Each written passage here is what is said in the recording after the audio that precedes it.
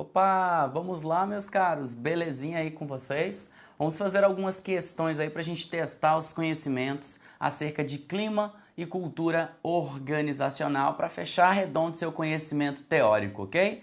É a melhor forma de entender a matéria é praticando, realizando questões e a gente vai fazer isso, ok? Sem mais delongas, vamos iniciar então o estudo de clima e cultura por meio de questões do CESP. Vamos lá? Vamos lá, a primeira questão diz o seguinte: o indivíduo, no ambiente organizacional, terá um comportamento proativo, proposital e cognitivamente ativo, selecionando suas ações a fim de alcançar seus objetivos pessoais. Então, olha o que ele está dizendo aqui, ó. Está falando uma questão que trata de comportamento organizacional, tá? Comportamento organizacional. Bom, gente, o indivíduo, claro, ele vai adotar um comportamento proativo, proposital, de acordo com sua cognição e também com sua afeição para atingir os objetivos pessoais. Porque toda organização, tá, se compõe de elementos de ordem formal, que é a organização formal, e também a organização informal.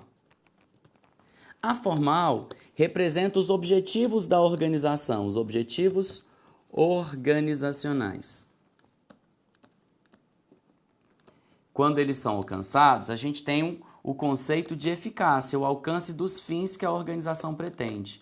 Só que para a organização funcionar, ela precisa da organização informal, que são as relações interpessoais, os relacionamentos. E aí cada indivíduo apresenta seus objetivos individuais. E as pessoas são guiadas ao alcance de seus objetivos. E aí a gente pressupõe, portanto, a eficiência da atuação por meio do trabalho das pessoas. Então a gente quer essa integração, que é o que a gente chama de equilíbrio organizacional. E aí, gente, a atitude da pessoa, olhando aqui para mim, ó, a atitude da pessoa vai ser composta, portanto, de 3 variáveis básicas. Primeiro, quando a gente fala em atitude, a gente tem a variável cognitiva. Além da variável cognitiva, a gente tem a variável afetiva. E além da variável afetiva, a gente tem um comportamento. Então, são 3 elementos aí que compõem a atitude. Então, sua atitude vai ter uma parte cognitiva quando você diz, por exemplo, meu salário é bom. Isso é a variável cognitiva. Eu recebo bem. Isso é a variável cognitiva. Quando você diz assim, eu recebo bem, portanto, eu vou me dedicar, vou ser proativo e vou desempenhar tarefas para o alcance dos objetivos da organização porque ela atende meus objetivos. Isso é variável afetiva. E aí, quando você adota esse comportamento, trabalha bem, chega no horário, cumpre suas metas, você está tendo um comportamento. Então, tudo isso mediado pela atitude, esses 3 elementos que a gente tem aí, tá? É o que se espera. E isso favorece um clima organizacional melhor. Aliás, o clima organizacional favorece essa atitude dos indivíduos que vão em busca de certos objetivos individuais, ok? Questão perfeitinha. Vamos para a próxima. Promover a adaptação da organização nos seus ambientes interno e externo é uma das funções da cultura organizacional. Questão corretíssima, de acordo com o conceito de Edgar Schein, que nos fala, gente, olha só, Edgar Schein nos fala que a cultura organizacional, na verdade, é um conjunto de soluções que a gente adota para problemas de integração interna e adaptação externa, que de tão válidos que foram, tornam-se valores da organização. Então, quando você adota um comportamento e esse comportamento é bom para você, você tende a repetir. Então, à medida que as organizações vão realizando, vão adotando tais posturas, esse comportamento se reproduz, de modo que eles viram valores compartilhados entre os membros da organização e agregam a cultura. Então, a cultura, segundo Edgar Schein, esse expoente na área, o grande referencial teórico, nos diz que cultura é, na verdade, um conjunto de quê? De soluções adotadas para problemas de integração interna, ou seja, no âmbito da organização, e de adaptação externa, ou seja, com o ambiente circundante, que de válidos viram valores da cultura e, portanto, agregam-se à cultura. A cultura se forma dessa forma, ok? É isso, questão certa. Vamos para a próxima. Considerando os níveis de manifestação da cultura organizacional, Os rituais encontram-se em nível mais profundo que os valores e representam certos gestos, palavras, cerimônias sociais e figuras facilmente reconhecidas pelos membros da organização. Há diversos equívocos nessa questão, ok? O que seria um ritual? Primeiro, né? O que seria um ritual? Um ritual, gente, dentro da cultura organizacional é, na verdade, um evento que se repete com regularidade. Por exemplo, no âmbito da Polícia Federal, quando eu de lá era, a gente tinha um ritual. Todo primeiro dia útil do mês, reuniam-se as coordenações no pátio, lá na frente do edifício sede, para hastear a bandeira nacional e a bandeira da Polícia Federal e cantar o hino nacional e o hino da bandeira.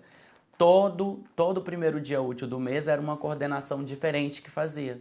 E olha, isso ocorria não só no edifício sede, como em todas as unidades no Brasil. Isso é um ritual, porque tem uma regularidade, tem uma frequência, ok? Então isso é um ritual da cultura. Aí ele fala aqui, ó, fala ainda de gestos, palavras, cerimônias sociais, figuras facilmente reconhecidas. Aí não, tá, gente? Aqui a gente está falando, por exemplo, figuras facilmente reconhecidas pelos membros são heróis da cultura e não rituais da cultura. E aí a gente não tem essa classificação tal qual foi colocada. Lá a gente vai ter as dimensões da cultura de Hofstede. E Hofstede nos coloca que no nível mais profundo há os valores, ok? Esses valores vão gerar os símbolos, os heróis, os rituais. E aí a gente vai ter aqui todas as... Oh, caramba! E aqui a gente vai ter as práticas organizacionais.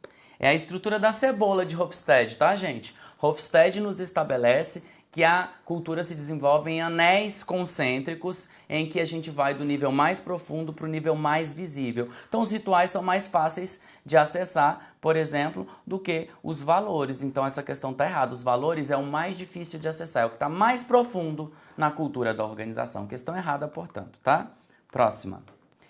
Promover a adaptação da organização nos seus ambientes interno e externo é uma das funções da cultura. Ih, repetiu a questão aqui. Mas tá certo, a gente já fez e é isso aí, correto, tá? Próxima. De novo, repetiu. Considerando os níveis, é a mesma questão, então vamos pular. Cultura organizacional é utilizada como uma medida de determinadas variáveis, tais como recompensas, condições de trabalho, mecanismos de controle, normas e valores praticados em uma organização. Gente, questão errada. Aqui ele falou do conceito de clima organizacional. Questão recorrentemente cobrada, tá, gente? Que confunde os dois conceitos aí pra gente. Quando eu falo de cultura organizacional, eu tô falando do conjunto de crenças, valores, heróis, símbolos, todo o universo simbólico. Quando eu falo de cultura, eu tô mais relacionada a uma questão antropológica de formação. E aí a cultura é um termo que se descreve. Você não avalia a cultura, você descreve a cultura. O clima, em contrapartida, é a percepção compartilhada dos membros de uma organização acerca dos elementos que compõem aquela organização. Portanto, quando eu falo ali de recompensas, condições de trabalho, sistema de gestão, mecanismos de controle, como são interpretadas as normas e valores, aí eu estou falando de como as pessoas tem a percepção dos elementos organizacionais. Então eu posso dizer que o clima é como as pessoas percebem a organização, inclusive como eles percebem a cultura organizacional. Mas a cultura em si é um conjunto de valores. Tudo que foi descrito aqui é a percepção do clima organizacional e não de cultura organizacional, tá? Cabe destacar isso daqui, ó. O clima, ele vai ser um elemento ou uma variável avaliativa, tá? É um termo avaliativo, em que se mede a percepção compartilhada acerca dos elementos que compõem a organização. Quando eu falo em cultura organizacional, Aí eu estou mais relacionado, tá, gente? A questão das normas, valores. E aí eu tenho um termo descritivo, ok? Então eu descrevo as características da cultura, eu não falo o que eu percebo dela. E é sempre importante destacar que aqui a gente tem uma orientação mais para psicologia social, quando a gente estuda o clima. Quando a gente estuda a cultura, a gente tem uma dimensão mais antropológica. Então a antropologia é a área de conhecimento que mais influencia o estudo sobre cultura. Gente, é importante destacar que o estudo de cultura traz uma série de conceitos, de teóricos. Uma hora falam que é cebola, uma hora falam que é iceberg, uma hora fala que são deuses do Olimpo. Olha, gente, é assim, absurda a quantidade de teorias e conceitos sobre cultura. Porém, a cultura, por mais que haja muita abstração e muita conceituação, não tem comprovação empírica, não há tantos elementos científicos que comprovem tais afirmações, a veracidade de tais afirmações. É muito mais assim, abstrato o estudo de cultura. O clima não. O clima é como as pessoas percebem as variáveis da organização. Qual é a percepção compartilhada que se tem? Do sistema de cargos e salários, da divisão do trabalho, da centralidade do poder, entende? Do grau de autonomia, esses elementos que estão nos componentes organizacionais de ordem formal e de ordem informal, ok? Então é isso, avançando. A cultura organizacional é holística, compartilhada, construída socialmente, aprendida, intangível e determinada historicamente. Questão perfeita, tá? Correto. O que acontece? A cultura ela vai ser imposta para todos da organização e a cultura não se forma da noite para o dia, ela se forma por um processo histórico de interação social. Então o que acontece? Os fundadores da organização chegam, introjetam alguns valores, reforçam esses valores, mas não necessariamente os valores introduzidos por eles vão se manter ao longo do tempo. Da interação social, as pessoas vão adotando soluções para seus problemas de integração interna e adaptação externa, e aí quando eles são válidos, eles vão virando valores compartilhados pela organização. Aí, segundo Edgar Schein, a cultura vai se formar em níveis. Você tem lá no nível mais profundo e inconsciente os pressupostos básicos, aí formam-se valores compartilhados, que são as justificativas tomadas por verdadeiras pelo sistema coletivo para justificarem seus atos, e por fim os artefatos são a exteriorização dos pressupostos básicos e dos valores compartilhados, e aí a gente tem os elementos que são mais fáceis de acessar, como hinos, símbolos, heróis, ritos, ou rituais, e assim a gente tem a construção da cultura, ok? E isso que eu descrevi para vocês foi o iceberg da cultura de Edgar Schein, que ele diz que a gente lá na pontinha enxerga os artefatos com mais facilidade, mas como no iceberg há muito mais, profundamente há muito mais a se descobrir acerca de uma cultura e só com o tempo é que a gente descobre, ok? É isso, seguindo.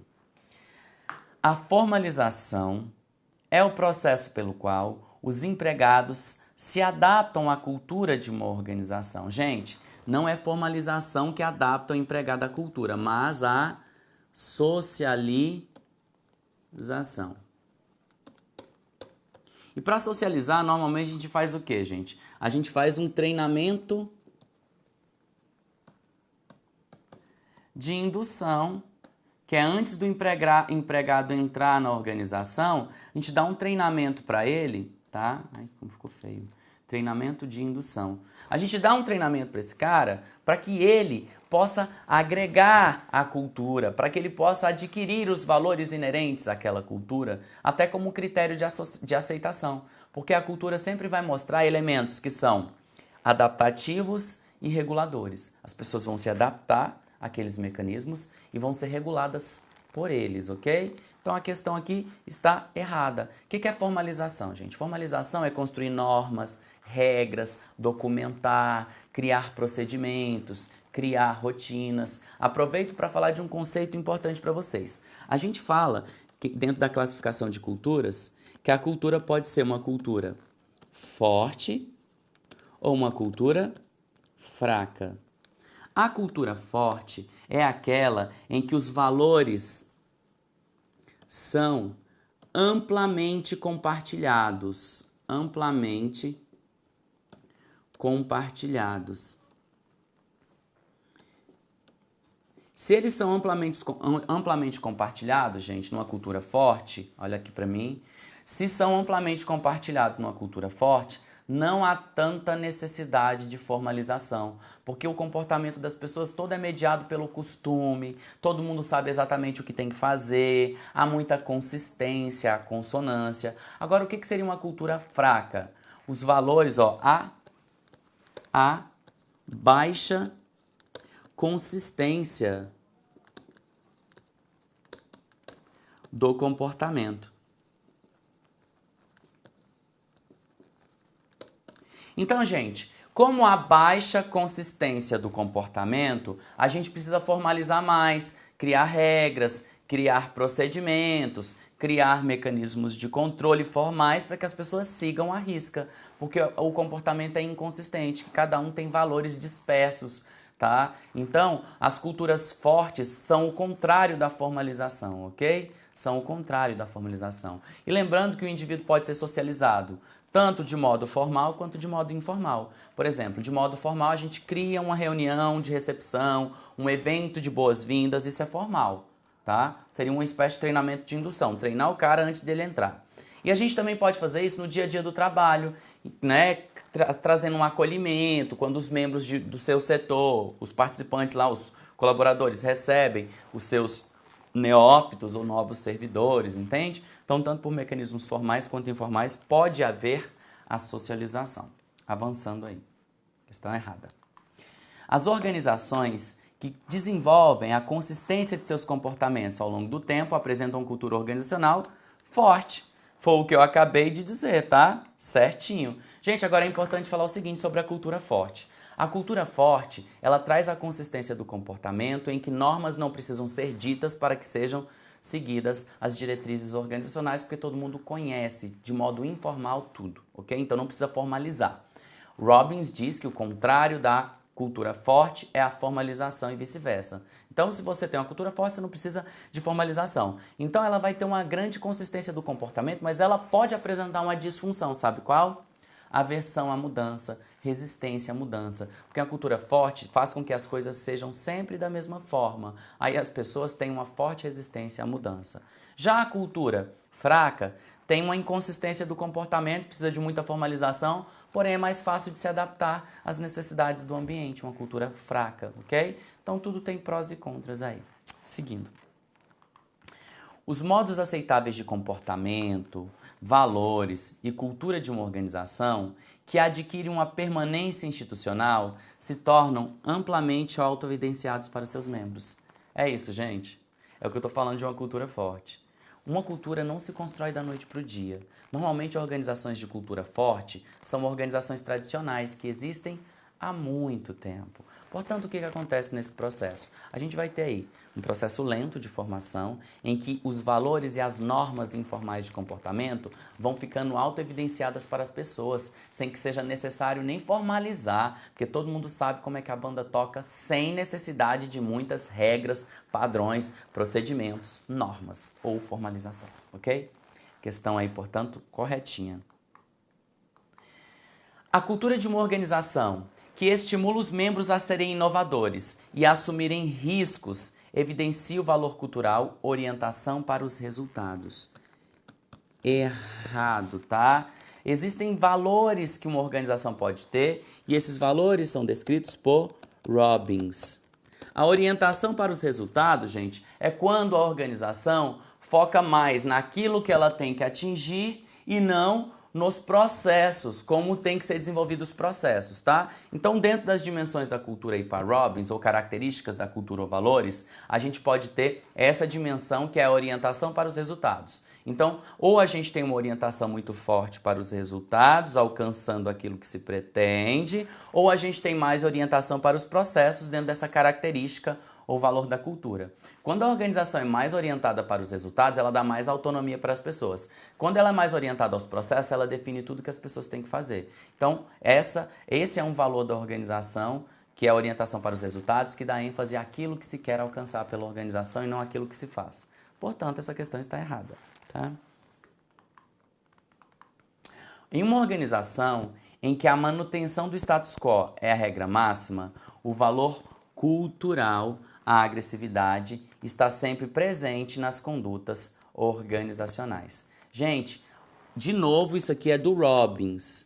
Esse valor que está sendo destacado aqui, não é, de manutenção do status quo, é aquela dimensão que fala de controle de incertezas, tá? Tem organizações que têm maior propensão a controlar as incertezas, elas não são tão adaptáveis, tá? Elas não são tão orientadas à inovação.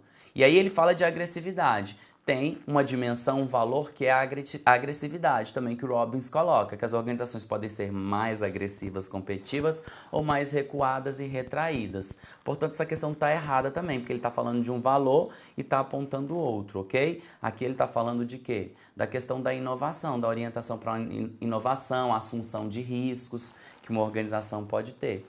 Portanto, essa questão está errada. Vamos avançando aí. Isso tudo está no livro Comportamento Organizacional do Robbins, tá, gente? 13.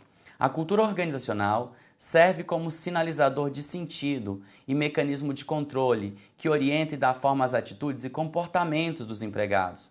Aí sim, aí eu gostei. O que é orientação de sentido, gente? É dizer o porquê de as pessoas agirem do jeito que agem. Qual é o sentido de ser daquela forma? Porque a cultura é um modo de ser, agir e pensar dos membros de uma organização, de uma coletividade organizacional. E ainda diz assim, né? Dá controle. Sim, porque a cultura ela tem mecanismos adaptativos e mecanismos reguladores. E dá forma às atitudes das pessoas, como elas vão agir. Lembrando que a atitude é composta de quê mesmo, gente? Variável cognitiva, variável afetiva e o comportamento. Porque é a atitude que faz você ter comprometimento, querer ser produtivo, querer ajudar a organização ou não querer, ou querer sair da organização porque o salário não é bom, porque as condições de trabalho não são boas, porque não há qualidade de vida no trabalho, ok? Portanto, questão perfeita. A cultura influencia o comportamento das pessoas. A cultura é um conjunto de normas informais que vai regular o comportamento dos indivíduos. Questão perfeita.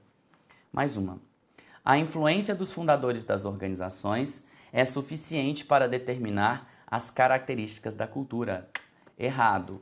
O início da cultura se dá com seus fundadores. Mas a cultura é um fenômeno coletivo e, portanto, não vai ser embasado somente nos fundadores, mas da interação social. Lembrando daquela questão que ela é holística, orientada à organização, ela é coletiva, ok? E histórica. Portanto, essa questão só pode estar errada, tá? Vamos para a próxima? Os empregados aprendem a cultura da organização pela socialização, que ocorre por intermédio de processos de aprendizagens induzidas, por meio de imitação e da observação. Correto. Lembrando que a socialização pode ocorrer tanto por vias formais quanto informais.